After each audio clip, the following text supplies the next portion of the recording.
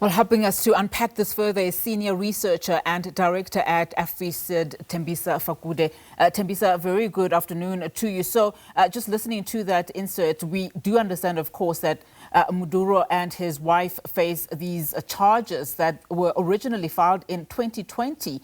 Venezuela's defense minister has told reporters that, the freedom and the independence of Venezuela cannot be put to a bargain. So what is ultimately at play here? Well, I think there are three things that we need to observe over the next coming hours. First is going to be, the people in Venezuela are waking up to this news, still early in the day. I think it's about 10 or 11 at the moment in Venezuela. So we'll have to see what the reactions on the streets of Venezuela, particularly in Caracas, are going to be. And that, for me, will be a referendum on whether the people of Venezuela support this or condemn it. So that's the first point. The second point, of course, this is a victory for Donald Trump, who has promised his mega supporters, Make America Great Again, that he was going to basically deal with Nicolas Maduro, for lack of a better term, and stop the terrorism and the exportation from Venezuela of narcotics into the United States.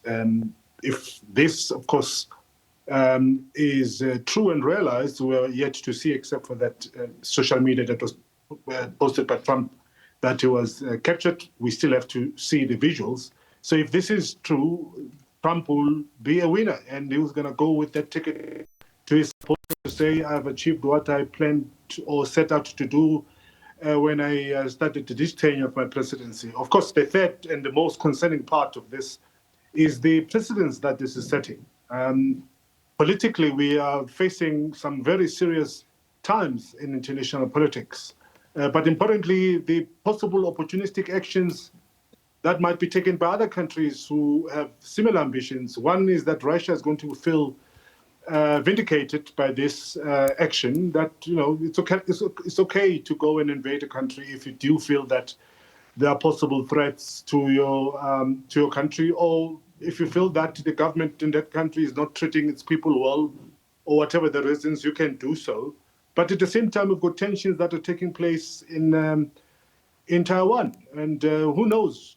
China might just feel also confident and emboldened enough to do the same in Taiwan, as Donald Trump has done. China might also decide to go and take over Taiwan. So these are scenarios that I think we'll have to observe over the next coming hours, and they are really, all of them are, of course, concerning to international politics and relations. Yeah, those ripple effect scenarios are something that nobody wants.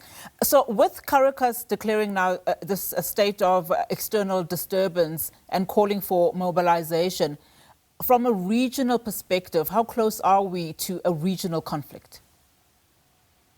Well, Marco Rubio said the operation was complete. In other words, they went on to arrest or capture Nicolas Maduro and his wife, and there's not going to be any escalation after this, which means, therefore, that the Maduro government is still in place. You are likely to have Delcy Rodrigo taking over as the vice president, depending on the other legal challenges that are going to be coming from the leftist and the right wing within Venezuela, who disputed previous elections, and the constitution, of course, notwithstanding that it does support the deputy president to take over, but at the same time, if the elections were rigged, there are other interventions that would prevent the deputy president from taking over. So we'll have to wait what's going to be happening. But at the moment, we know that the government is in place, and Delcy Rodriguez, who's the vice president, is, at least for now, currently in charge with the support of the military.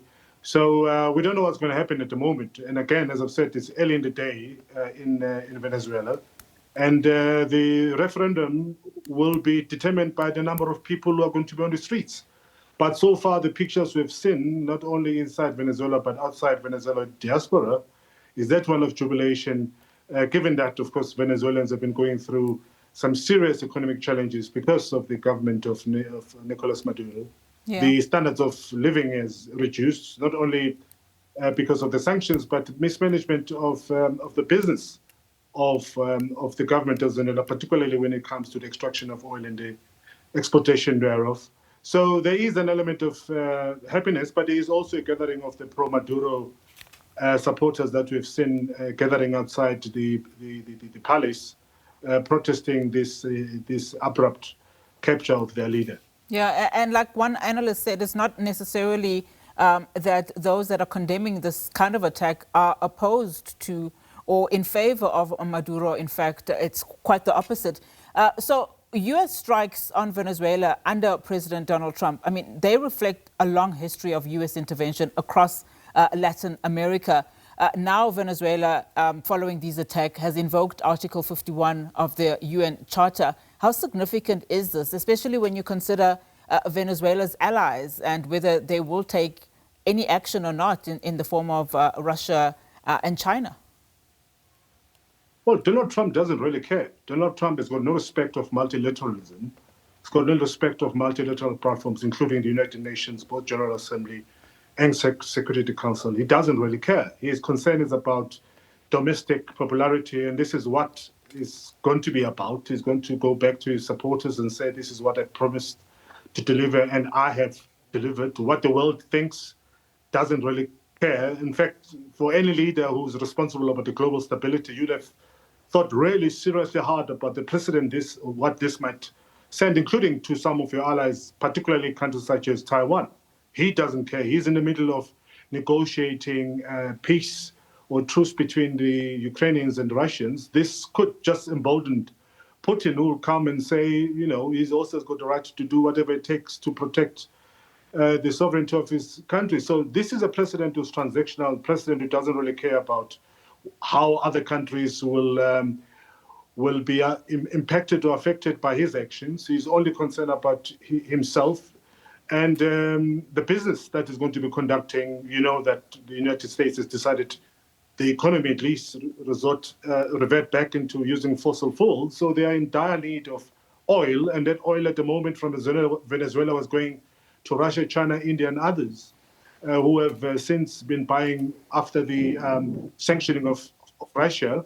So Donald Trump has found a new source of oil, including not long ago in Nigeria, where he went and bombarded certain installations at the request of the Nigerian government. Again, it was a business action. So it's about business, it's about oil, and he got what he wants.